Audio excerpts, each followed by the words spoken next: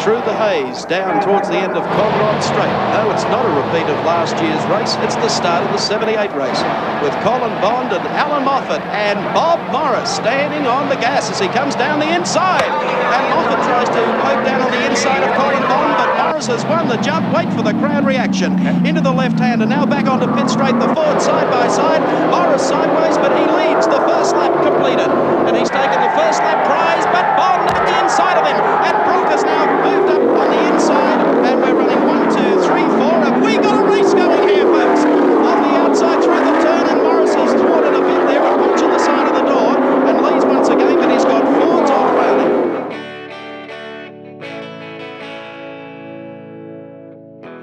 Now, by all accounts, this should actually be a pretty short video because for the most part, Allan Moffat only ever raced 3 Falcon Hardtops during the Group C era. But somehow these things never actually go according to plan. Plus, I've thrown in a 4th car for good measure because it is related to the Allan Moffat Falcon Hardtop story.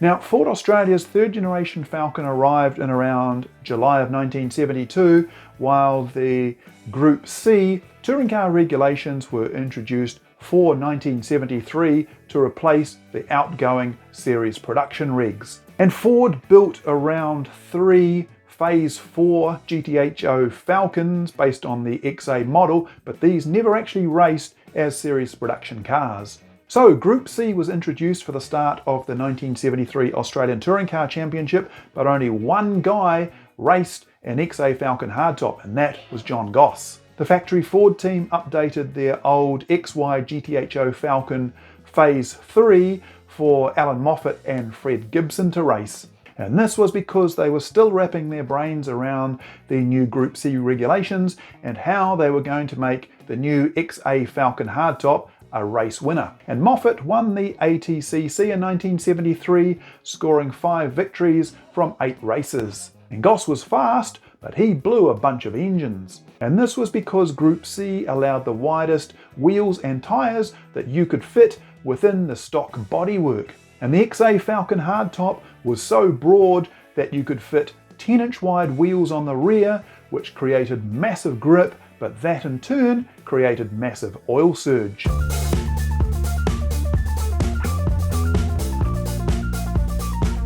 Anyway, while Moffat was racing the old XY GTHO Phase 3 in the ATCC, Ford engineers were testing a new XA GT Falcon hardtop in XC trim, and this was so the model would be ready in time for the 1973 Australian Manufacturers Championship, which was a 5-round endurance series that included Bathurst. For 1973, Bathurst was extended for the first time from 500 miles to 1,000 kilometres. So 2 XA Falcon GT hardtops were ready in time for the opening Man Champs race at Adelaide International Raceway on August 25, and they were driven of course by Moffat and Fred Gibson. In fact, 4 XA GT hardtops were at this race, including the John Goss car, which was being driven by Kevin Bartlett, who would share the car with Goss at Bathurst, plus Murray Carter's new car, which was sponsored by Shell Oil. And they took the top 3 places in the race,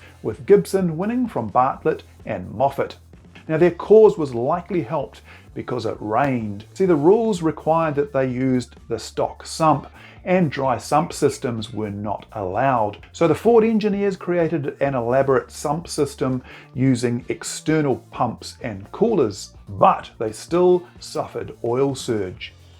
For the Sandown 250 in September, there were now 6 Falcon GT hardtops. The 4 cars from Adelaide were joined by the Brian Burt entry from Queensland, which was driven by John French, and the Ford Test Hack was being driven by Pete Gagan.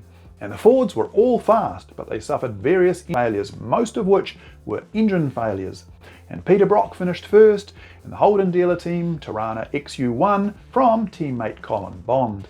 Bathurst was next, and Goss took pole, but he suffered an engine failure after tangling with a lapped car, which put a hole in his radiator. John French and the Brian Burt car and Fred Gibson also suffered engine failures.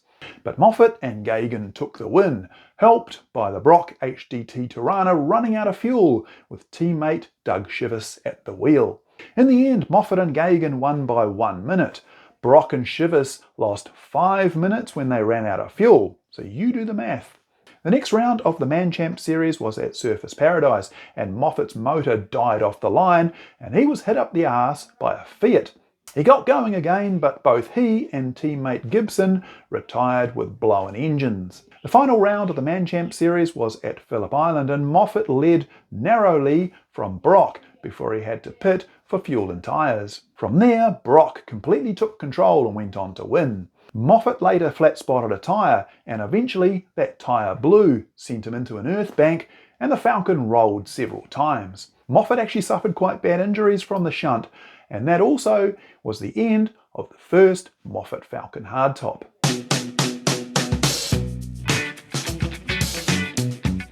Now, because Ford Australia was basically an outpost of the mothership, there was a regular swapping of the guy in charge. Now, Bill Burke was running the show from the late 1960s through to the end of 1972, and he considered that motorsport was a great way to sell cars. But his replacement, Brian Inglis, was totally the opposite. He cancelled the racing program, and everything came to a crashing end at the end of 1973. And with that, Moffat had to go it alone as an independent. However, as a parting gift, he was given the XA Falcon GT hardtop raced by Gibson, as his own one, obviously, had been destroyed at Phillip Island. Meanwhile, Gibson inherited the orange factory test car. Now, Moffat picked up sponsorship for 1974 from Brute 33, which he also ran on his Mustang. He updated the Falcon as an XB model and contested the 1974 Australian Touring Car Championship. He took 2 victories from the first 5 races, but he missed the last 2 races because the car was no longer in the country. So, in the 1970s, winning at Bathurst was more important to most Aussie racing drivers than winning the entire Australian Touring Car Championship, and Moffat arranged a massive program to win Bathurst in 1974. This included sending the Falcon to the United States, where it was completely stripped and rebuilt by Lee Dykstra. Now, Dykstra had worked for Ford at Carcraft on the Le Mans GT40s, the GT Mark IIs and the GT Mark IVs. And he also worked on the Ford Trans Am program, which is where he and Moffat got to know each other. As an aside, Dykstra teamed up with Aussie-born racer Horst Queck to form Decon Engineering. Now, this was in about 1974, and they produced a series of tube-frame Chevy Monzas for the IMSA series. Moffat actually bought one of these Monzas in 1975 and went on to win the very first Australian Sports Sedan Championship with it in 1976. Anyway, Dykstra redesigned and rebuilt the Moffat Falcon on a chassis plate at the old disused Carcraft facility. And then it did a bunch of testing in Michigan before it was flown home to Australia. Moffat first ran it in the Sandown 400 and he blitzed the opposition, went off to an easy victory. And he probably should have won Bathurst too, but the whole weekend was a total disaster. There were engine failures that set the program back, and each problem sparked another problem. In the end, he qualified a lowly 15th and retired after a troubled 92 laps. This race was actually won by John Goss, who had updated his XA Falcon to an XB, but then decided that it added too much weight, so reverted it back to an XA. Moffat missed round 4 of the Man Champ series, but returned for the final in Phillip Island. He qualified fastest but didn't even make the start after a stone was flicked up from the pace car on the warm-up lap and holed his radiator. For 1975, Fabergé was gone as a sponsor, so Moffat had no money and he only contested 3 rounds of the ATCC. But he returned for the Sandown 400 in September, with the Falcon now painted red and gold and with sponsorship from International Harvester. But he was out of the race after just 26 laps. At Bathurst he qualified second, but suffered gearbox and suspension failure in the race. In the next race at Surfers Paradise he qualified on pole and won, but he opted to skip the final. For 1976, Ford returned, and Moffat won the Australian Touring Car Championship. His Falcon hardtop was now 3 years old, but he won 2 of the first 5 races and was leading the championship after the first 5 rounds. But then, disaster struck. On its way to round 6 in Adelaide, Moffat's transporter caught fire and burnt to the ground, and took the Falcon with it. So that was the end of Moffat's second Falcon Hardtop. For the Adelaide race, he rented the newly built XB Falcon Hardtop of John Goss, and he went and won the race. And then he finished second in round 6 at Lakeside, also in the Goss car.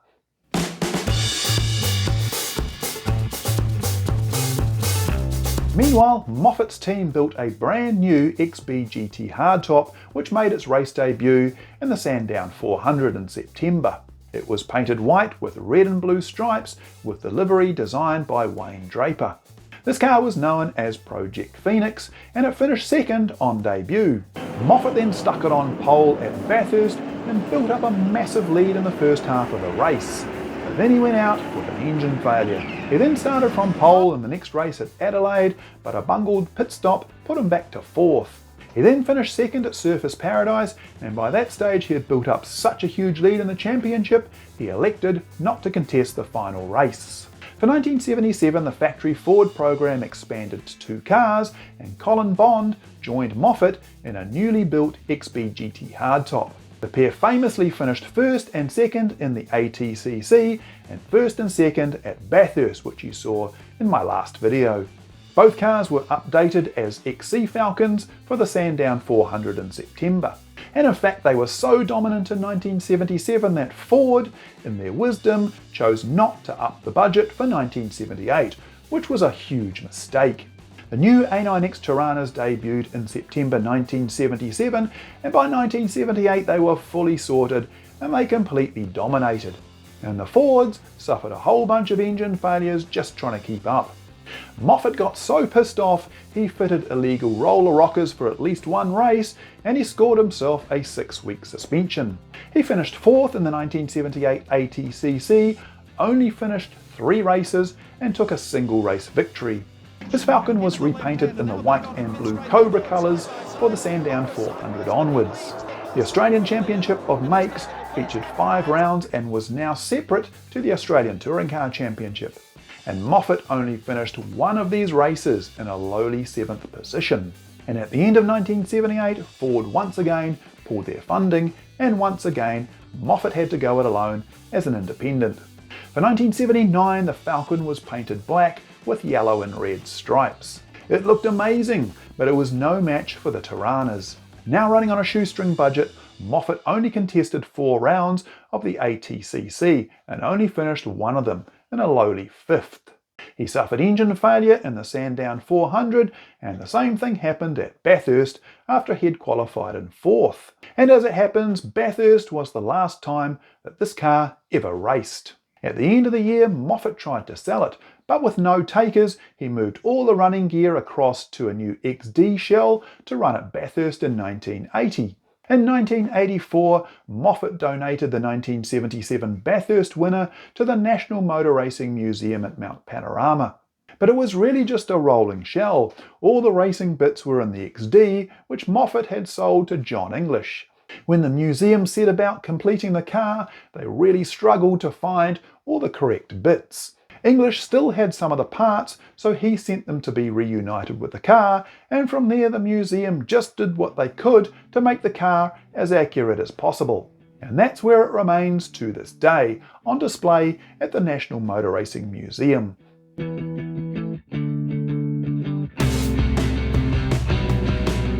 Now, technically speaking, this wasn't a Moffat race car, but it was part of the Moffat Ford dealers factory race team in 1977 and 78, so it needs to be included here.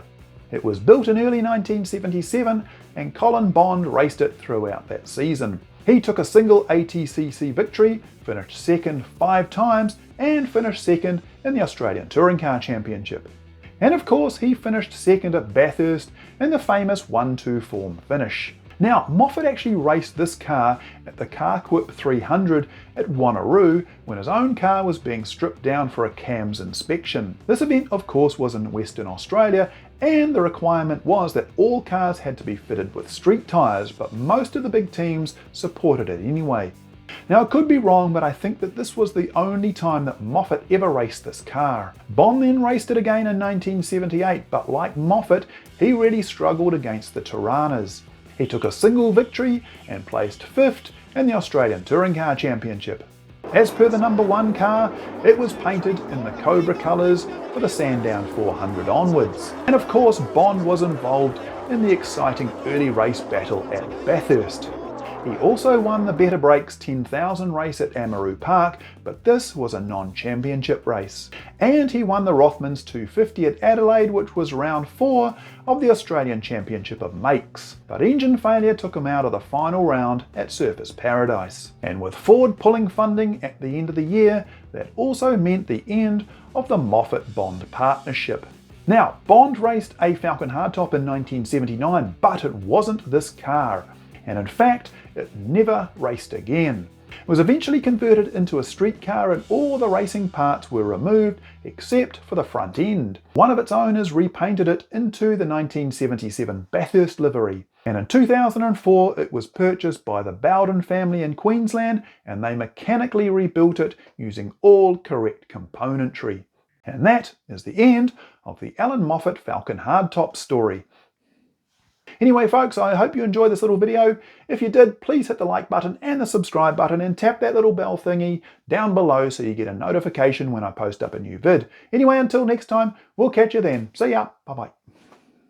Running the last time down the straight, the checkered flag will be out there waiting for him. There it is. Barry Allen goes through in the Tirana. Allan Moffat takes the flag. Peter Jansen alongside him.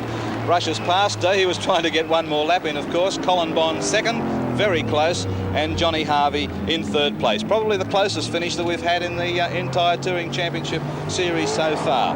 5 rounds, 5 wins to Allan Moffat, 4 second places to Colin Bond, and what a tremendous performance. Moffat has called in there probably to say a great big thank you to his crew and load them all on board. That's Carol Smith, who's the American who is coordinating the Moffat. This boy's going to hang on. Fairly death-defying action. I wouldn't be too keen on that.